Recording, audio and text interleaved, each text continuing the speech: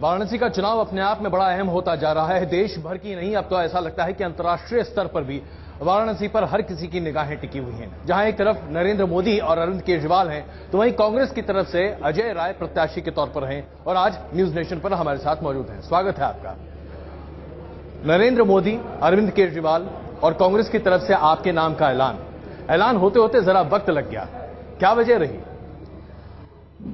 आप देखिए, जो लोग बाहर से चुनाव यहां लड़ने आए हैं उनके लिए समय की सीमा है। हम लोग लगातार बनारस की जनता की सेवा 20 सालों से कर रहे हैं जी, और 5 सालों से तो दिन रात हम लोग काम कर रहे हैं। तो हमें देर से जो चीजें डिसाइड लोग ये चर्चा कर रहे हैं, मैं समझता हूं कि इस पे कोई दम नहीं है और ये पार्टी की स्ट्रेटेजी ही रही है कि ये चीजें बाद में अनाउंस करेंगे, लास्ट में अनाउंस करेंगे। कहीं ऐसा तो नहीं वहां पर बात बन रही थी कि भाई सोच विचार बहुत चल रहा था? एक अखबार में छपा कि प्रियंका गांधी खुद ही वाराणसी से चुनाव लड़ना चाहती थी और ये उहापोह में कांग्रेस पार्टी इतनी थी कि शायद आप लोगों का नाम पीछे रह गया। नहीं, ऐसा नहीं है। प्रियंका जी हमारे परिवार के मुखिया हैं, हमारी बहन है। अगर उनकी इच्छा है तो वो निश्चित तौर पे चुनाव लड़ती और पूरा बनारस उनके साथ रहता और हमारा सौभाग्य होता कि वो हमारे आके बनारस से चुनाव लड़ती। तो लेकिन आप लोग को इसकी कोई जानकारी मिली, कोई भनक मिली थी कि हो सकता है कि गांधी परिवार का कोई सदस्य विचार भी कर रहा था कि भाई मोदी जी के खिलाफ अगर खड़े हो जाएं? नहीं, मोदी के खिलाफ लड़ने के लिए बनारस का बेटा पर्याप्त है जी। इस धरती पुत्र जो बनारस के हमारे लोग हैं, हम सब लोग तैयार हैं, मोदी से लड़ाई लड़ेंगे। नरेंद्र मोदी जी को लेकर इतनी जबरदस्त तरीके से हर तरह चर्चा है। अखबार देखिए, टेलीविजन देखिए, लोगों के बीच में बातचीत देखिए। आपको क्यों लगता है कि नरेंद्र मोदी ने वाराणसी चुना? बीजेपी का चाहे जो कहना हो, आप तो यहीं के रहने वाले हैं। देखिए, ये बार बार बाहर के नेताओं को लाते हैं। इसके पहले भी इन्होंने एक बड़े नेता को बनारस लाया, डॉक्टर मुरली मनोहर जोशी जी को लाया, बड़ा यहाँ सब्जबाग दिखाया बनारस को कि बनारस बहुत काम हो जाएगा। बनारस प्रधानमंत्री चुन रहा है, डिप्टी प्राइम मिनिस्टर चुन रहा है। इस बार भी यही लोग यहाँ कह रहे हैं कि ये भाजपा के लोग हैं, संघ आरएसएस के लोग हैं, ये कह रहे हैं कि इस बार बनारस यहाँ का एमपी नहीं चुन रहा है, ये प्राइम मिनिस्टर चुन रहा है। तो हमको अपनी मिट्टी का व्यक्ति चाहिए जो मेरे साथ, जो यहाँ बनारस की जनता के साथ खड़ा रहे, उनके परिवार, ये परिवार समझे। और ये अभी इसके पहले जो नेता थे उनका कोई समय नहीं मिला। मैं समझता हूँ ये मोदी जी तो ट्विटर, अभी फेसबुक कर रहे हैं। बनारस में फेस टू फेस वाला नेता चाहिए जो जनता के आमने सामने बैठकर बात करे। नरेंद्र मोदी को लेकर हर कोई यही कहता दिखाई देता है कि मोदी एक ऐसा बैट्समैन है जो किसी भी के सामने खड़ा हो जाए छक्का मारकर ही रहता है। आप जो गेंद फेंकने जा रहे हैं उसमें गुगली है, क्या करने जा रहे हैं? ये देखिए, महादेव की नगरी है बाबा विश्वनाथ की जी, और अगर ये उनकी सोच है तो यहाँ आउट होकर जाएंगे, यहाँ जीत नहीं पाएंगे। छक्का मारने की बात छोड़ दीजिए। तो आपका विचार क्या है? आप उन्हें हिट विकेट करने वाले हैं, स्टंप करने वाले हैं, रन आउट करने वाले हैं, या बोल्ड कर दीजिए? वो अपने आप को महादेव से ऊपर समझ रहे हैं। जब उन्होंने नारा लगवा दिया अपने महादेव से ऊपर, वो मैं समझता हूं कि ये बाबा की नगरी है। यहाँ कण कण में शंकर हैं और कण कण में भगवान भोलेनाथ हैं। निश्चित तौर पे वो हिट विकेट होंगे चाहे बोल्ड होंगे, जाना है उनको आउट होकर यहाँ से, ये मैं दावे के साथ कह सकता हूं। एक अहम बात जिसको लेकर चर्चाएं बहुत आम हैं और वो ये कि वाराणसी चुनने का सबसे मुख्य मुद्दा अगर नरेंद्र मोदी के नजरिए से या भारतीय जनता पार्टी के से है तो वो ये कि पूरे के पूरे उत्तर प्रदेश में एक जगह बनाई जाए, बिहार के कुछ क्षेत्रों में भी अपनी जगह बनाई जाए और साथ ही साथ पोलराइजेशन, इसे अमल में लाया जा सके।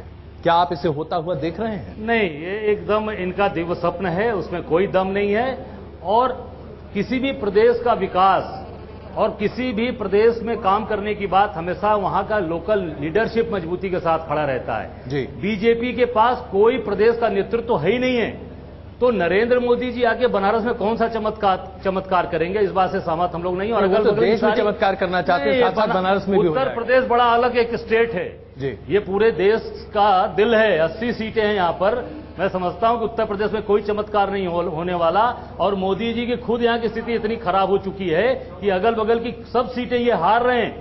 कोई एक सीट नहीं जीत रही है बीजेपी, कहीं लड़ाई में भी नहीं है। अगल बगल की 10 सीट की मैं बात कर सकता हूं कि लड़ाई में भी नहीं है भारतीय जनता पार्टी।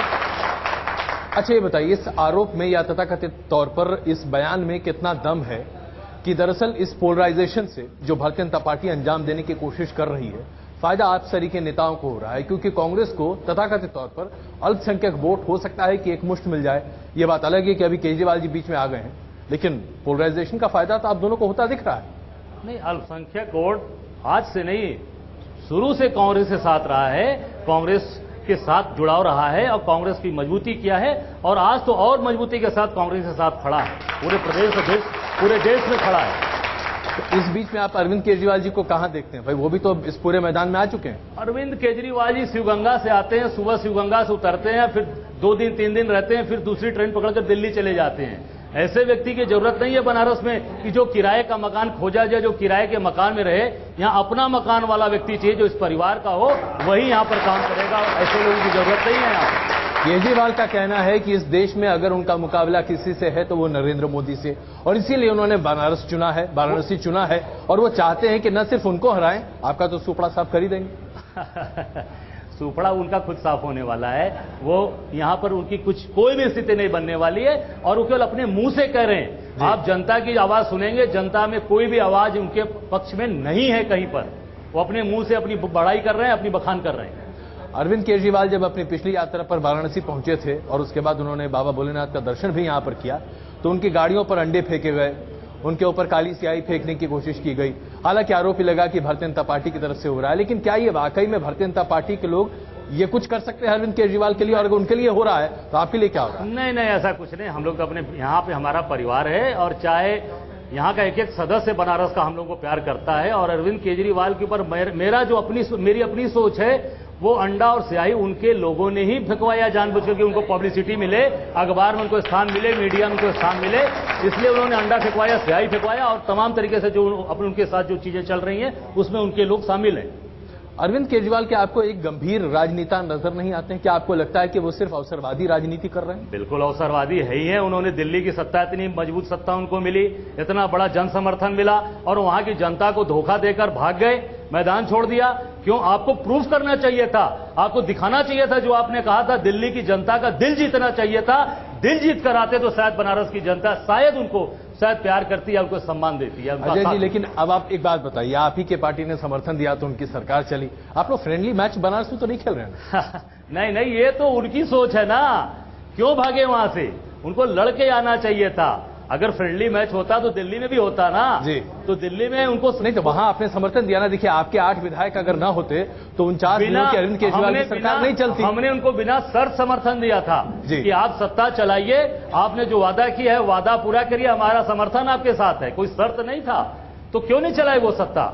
ये कांग्रेस ने समर्थन वापस नहीं लिया, कांग्रेस ने समर्थन उनको दिया और बिना शर्त समर्थन दिया, तो नहीं चला पाए। अजय जी, भारतीय जनता पार्टी कहती है कि दरअसल आप लोग दोनों ए टीम और बी टीम हैं, और आप लोग दोनों मिलकर मोदी जी के रथ को रोकना चाहते हैं, तो फंसाने के लिए बनारस मिला आप लोग को।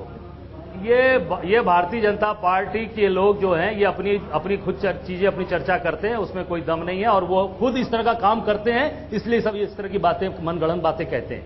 अच्छा, बहुत सारे राजनीतिक पंडित जो हैं, मैं शब्द जानबूझ के इस्तेमाल कर रहा हूं, राजनीतिक पंडित, उनका यह मानना है कि भारतीय जनता पार्टी को दरअसल कांग्रेस से विमुख हुए लोगों का वोट मिलता दिखाई दे रहा है, और ऐसे में कांग्रेस से विमुख होते लोगों का वोट का बंटवारा अगर होता है, जो कि बीजेपी को मिलना चाहिए, तो उसमें अरविंद केजरीवाल एक फैक्टर हो जाते हैं। तो शायद अरविंद केजरीवाल को कांग्रेस इसलिए भी अंदर खाने से सपोर्ट करती है कि भाई चलो बीजेपी को जो वोट मिले बेहतर है कि तुम्हें मिल जाए।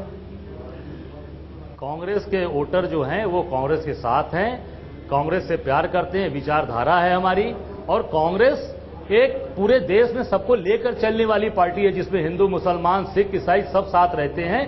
कांग्रेस के जो लोग हैं वो कांग्रेस के साथ मजबूती के साथ खड़े हैं, कहीं विमुखता नहीं है।